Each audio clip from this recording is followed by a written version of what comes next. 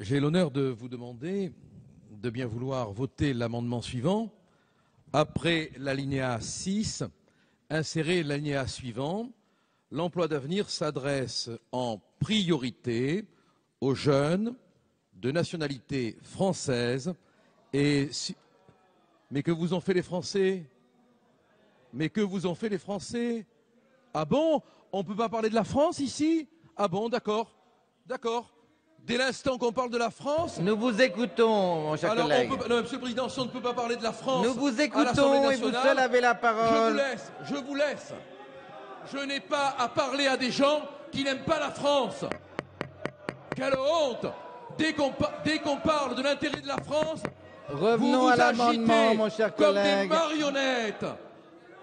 Dites-moi, l'avenir dont vous parlez, c'est l'avenir de quel pays? Moi, je parle de l'avenir de la France. Merci. Revenons à l'amendement, mon cher collègue. Nous vous écoutons. De la France. Alors, vous pourriez au moins avoir le respect d'écouter quelqu'un qui se lève pour parler des emplois d'avenir quand ça concerne l'avenir de la France.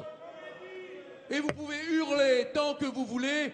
Vous êtes des urnes à hurler. Nous vous écoutons, mon cher collègue. L'amendement a été présenté. Je n'ai pas à m'expliquer devant une assemblée qui, quand on prononce le mot France, se met à huer. La honte est pour eux. Monsieur le rapporteur, sur l'amendement 175. Repoussé. Défavorable. Je mets aux voix Monsieur Letchimy a la parole. Oui.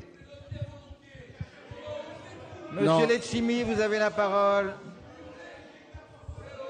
Oui, Monsieur le Président, nous n'étions pas habitués à la fois à cette tenue, à ce genre de prise de position. M. Collard dit qu'on hurle parce qu'on a parlé de la France, c'est lui qui hurle parce qu'on s'oppose à sa conception de la société française. C'est exactement ça. Et on répond par la brutalité et par la violence verbale à quelque chose qui me semble d'une grande évidence, M. Collard. Je vous en prie. Je vous en prie.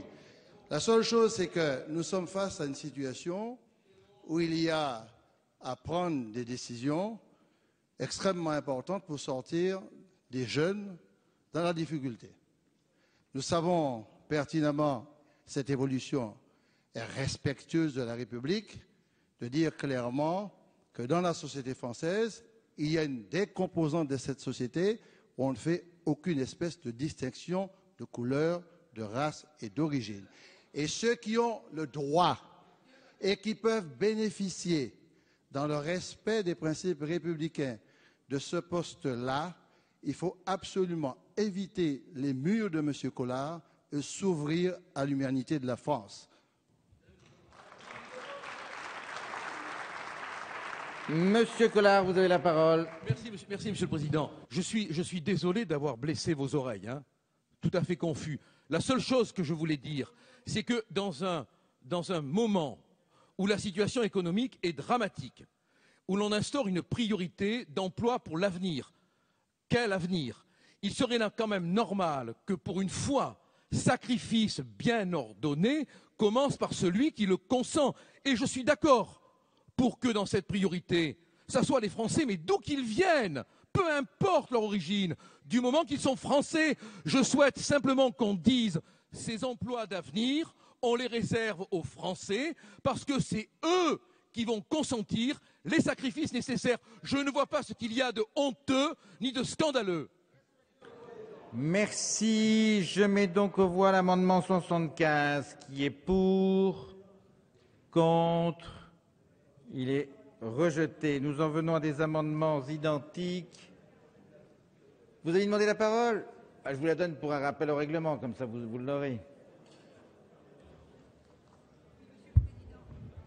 Chers collègues, je voudrais revenir sur les propos qui viennent d'être prononcés parce que cela sous-entendrait que seuls les citoyens et les citoyennes de nationalité française participeraient à l'effort de financement de ce dispositif emploi d'avenir. C'est faux.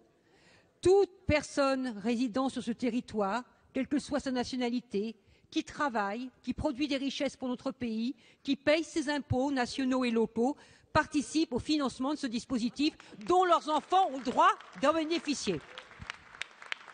Monsieur Miard pour le 57.